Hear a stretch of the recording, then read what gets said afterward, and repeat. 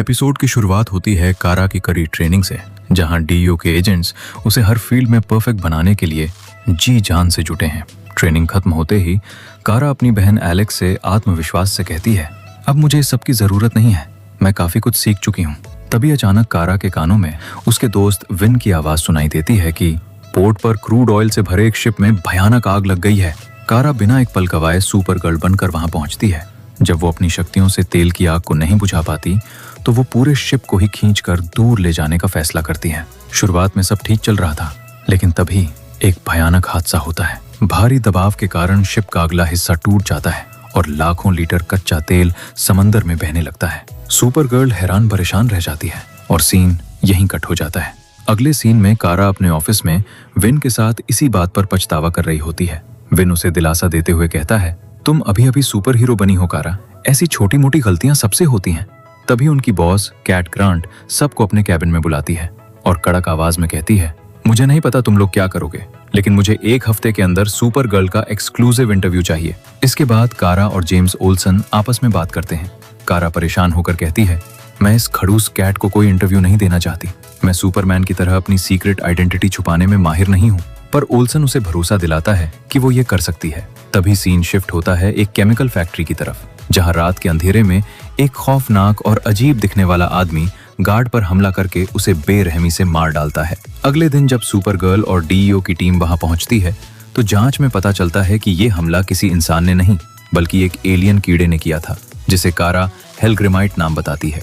ये एलियन किसी भी इंसान का रूप बदल सकते हैं और इन्होंने फैक्ट्री से भारी मात्रा में बॉम्ब ग्रेड केमिकल चुराया था। कारा ओवर कॉन्फिडेंस में आकर कहती है कि वो इसे अकेले संभाल लेगी।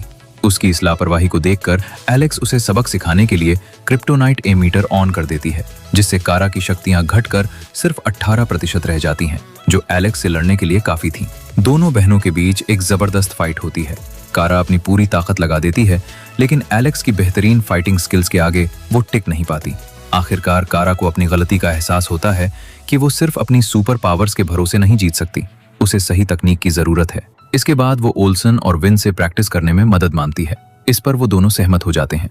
सीन बदलता है और हम हेलग्रिमाइट को देखते हैं, जिसे कुछ अजीबोगरीब लोग घेर लेते हैं।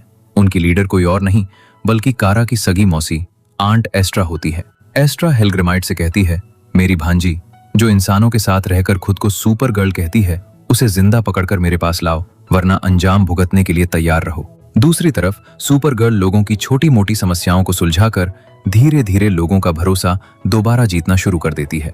इसी बीच डीईओ को पता चलता है कि हेलग्रिमाइट केमिकल से कोई हथियार नहीं बना रहा बल्कि वो उसे खा रहा है। क्योंकि वो केमिकल अब बैन हो चुका है, इसलिए वो अपनी भूख मिटाने के लिए उसे चुरा रहा था। डीईओ उसे पकड़ने का जाल बिछाती है। तभी ऑफिस में कैट ग्रांट ओल्सन पर दबाव बनाती है कि अगर 24 घंटे के अंदर सुपर गर्ल का इंटरव्यू नहीं हुआ तो वो अपनी नौकरी से हाथ धो बैठेगा। कारा ये बात सुन लेती है। इधर एलेक्स और हैंशॉ की टीम हेलग्रिमाइट को घेर लेती है। जैसे ही वो सामने आता है, गोलियों की बौछार कर दी जाती है, लेकिन वो चालाकी से बच निकलता है और अपने कांटों जैसे नुकीले हथियारों से टीम को घायल कर देता है। वो एलेक्स पर हमला करके उसे बेहोश करता है और अपने साथ किडनैप करके ले जाता है। इसके बाद कारा को दिखाया जाता है। वो ओल्सन से कहती है, मैं इंटरव्यू के लिए तैयार हूँ, मैं तुम्हें नौकरी से नहीं निकलने दूंगी। तभी हैंशॉ कारा को बताता है कि एलेक्स को किडनैप कर लिया गया है। कारा गुस्से में लाल हो जाती है और बिना किसी बैकअप के अकेले ही एलेक्स को ढूंढने निकल पड़ती है। वहां एलेक्स की आंख खुलती है तो वो सामने एस्ट्रा को देखकर उसे कारा की माँ अलूरा समझ लेती है, लेकिन एस्ट्रा मुस्कुराते हुए कहती है, मैं उसकी माँ नहीं, उसकी आंट हूँ। तभी सुपर गर्ल वहां लैंड करती है। अपनी आंट को जिंदा देखकर वो हैरान रह जाती है। जब क्रिप्टन तबाह हुआ था तो सब मारे गए थे, आप कैसे बची? एस्ट्रा बताती है कि कारा की माँ ने ही उसे जेल में कैद किया था। वो कारा को अपने साइड करने की कोशिश करती है, लेकिन कारा उसकी बातों में नहीं आती। अब शुरू होती है 2 क्रिप्टोनियंस के बीच एक विनाशकारी जंग। कभी हीट विजन का टकराव तो कभी सुपर स्पीड से मुक्कों की बरसात। दोनों में से कोई भी हार मानने को तैयार नहीं था। तभी कारा को एलेक्स के साथ की गई ट्रेनिंग याद आती है। वो सही तकनीक का इस्तेमाल करती है और एक जबरदस्त वॉर करके एस्ट्रा को दूर फेंक देती है। दूसरी तरफ एलेक्स भी अपनी सूझबूझ से हेलग्रिमाइट को चित कर देती है। तभी हेंशॉ वहां पहुंचता है। एस्ट्रा उसका गला दबोच लेती है और घमंड से कहती है, तुम्हारे इंसानी हथियार मेरा कुछ नहीं बिगाड़ सकते। लेकिन तभी हेंशॉ अपनी जेब से एक चाकू निकालता है और एस्ट्रा के हाथ में घोंप देता है। वो आम चाकू नहीं था, वो क्रिप्टोनाइट से बना था, जो एस्ट्रा को अंदर से कमजोर करने लगता है। अपनी जान खतरे में देख एस्ट्रा वहां से भाग जाती है। लड़ाई के बाद एलेक्स का इलाज होता है।